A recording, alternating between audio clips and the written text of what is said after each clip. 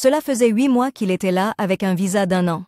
Nous avons déposé le dossier de sa régularisation, mais ça traînait parce qu'il ne travaillait pas.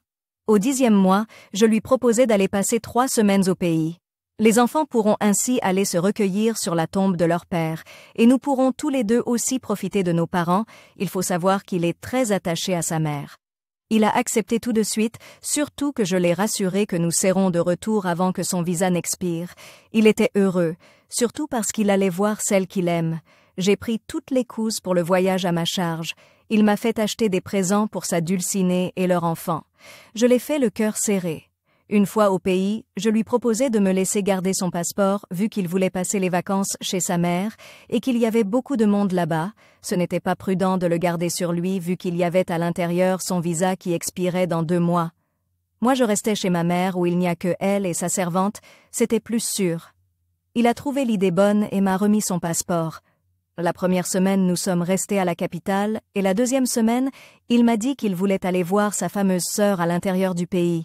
Il voulait y aller seul et revenir avec elle pour me la présenter. J'ai accepté.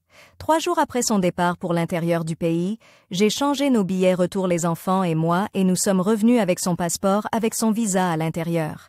Dès que nous sommes sortis de l'avion, j'ai rallumé mon téléphone pour lui envoyer un long message, lui révélant que j'étais au courant de tout et que j'étais venu le déposer là où je l'avais pris. Il était maintenant auprès de celle qu'il aime, qu'il y reste. J'allais lui faire parvenir ses affaires par les transitaires, puis je l'ai bloqué de partout. Il est allé demander pardon à ma mère de me convaincre de le reprendre, camper dans sa maison, me laisser des messages via son téléphone, mais rien, je n'ai rien accepté. Son visa a inspiré et j'ai demandé le divorce. Mon avocate s'est occupée de tout. Apparemment maintenant, il vend des éponges pour vivre, mais cela n'est plus mon affaire. Voilà mon histoire. À mes sœurs, je vous appelle à la vigilance. Le dehors est peuplé de tout, faites attention à qui vous voulez vous unir. Que Dieu nous donne sagesse et discernement.